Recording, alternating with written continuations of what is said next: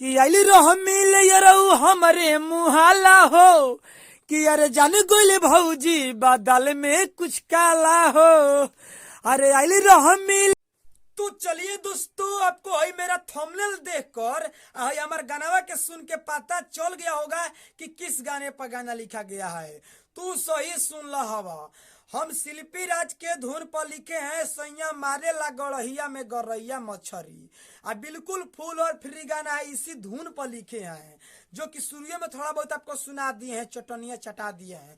तो चलिए अब चटनिया को फुल चटाते हैं, यानी जो गाना शुरू में सुनाए थे वही गाना को हम पूरा अब फुल सुना रहे हैं, यानी A to Z शुरू से अंत तक।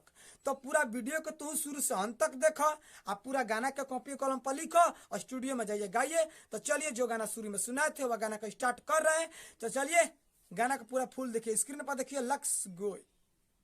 तो चलिए दोस्तों देखिए, ये मुखड़ा है, मुखड़ा को गा रहे हैं। जहाँ डॉट डॉट करके एक है वहाँ एक बार गाना है, जहाँ डॉट डॉट करके दो है वहाँ दो बार गा देना है। तो चलिए हम गाना को गा रहे हैं कि आइली रह मिले यरऊ हमरे मुहाला हो कि अरे जान गोइले भौजी बादल में कुछ काला हो। अरे आइली रह मिले यरऊ हमरे मुहाला हो, अरे जान गोइले भौजी बादल में कुछ काला हो। आया तो रही तले गोलावा में फंस गइल रसरी, आवा तो रही तले गोलावा में फंस गइल रसरी। हा चुमा ले वही में कहले बिया हाला बकरी, चुमा ले वही में कहले बिया हाला बकरी। तो चलिए दोस्तों फाइनली हम मुखड़ा को गा दिए हैं। चलिए अब चलते हैं अंतरा में, स्क्रीन पर देखिए दोस्तों आप। चलिए चलते हैं। चलिए दोस्तों ये अंतरा है, देखिए हम अंतरा को गा रहे हैं कि मनलो ना हमारे तू कवनो हो बहतिया, आइली रह मिले यरऊ समा के रहतिया हो मनलो ना हमारे तू कवनो हो बहतिया, आइली रह मिले यरऊ समा के रहतिया।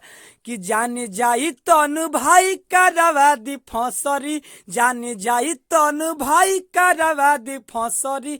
चुमा ले वही में कहले बिया हाला बकरी, चुमा ले वही में कहले बिया हाला बकरी। तो चलिए दोस्तों फाइनली हम अंतरा को गा दिए हैं। अब चलिए चलते हैं दूसर का अंतरा में, आप स्क्रीन पर देखिए। चलिए दोस्तों ये दूसर का अंतरा है, देखिए हम दूसर का अंतरा को गा रहे हैं कि रह खुआइल जब तहरा भीरी हो, लागे कि तहरा के फिर नहीं मिली हो। हाँ हाँ रह खुआइल जब तहरा भीरी हो, लागे कि तहरा के फिर नहीं मिली हो।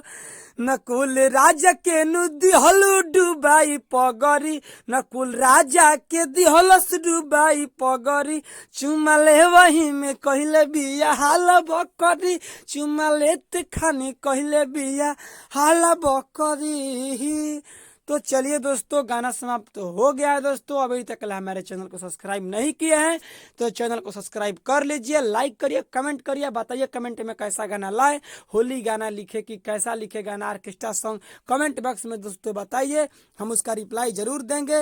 और बताते हैं पर्सनली गाना लिखवाना चाहते हैं तो हमारे इस मोबाइल नंबर पर कॉल करें और कम से कम खर्च में गाना लिखवा सकते हैं। तो चलिए दोस्तों आपके बताते हैं, कोई सा भी आपको डाउट है तो कमेंट कर सकते हैं कमेंट बॉक्स में, कमेंट बॉक्स में जरूर करिए कमेंट। अभी तक हमारे चैनल को सब्सक्राइब नहीं किया सब्सक्राइब करिए और कम से कम खर्च में गाना लिखवाने के लिए हमारे इस मोबाइल नंबर पर कॉल करिए। तो चलिए दोस्तों ज्यादा देर नहीं करेंगे, शिल्पी राज के ट्रैक पर गाना लिखा गया है, अगली वीडियो मिलेंगे। इसके लिए बाय बाय, लव यू दोस्तों, बाय बाय।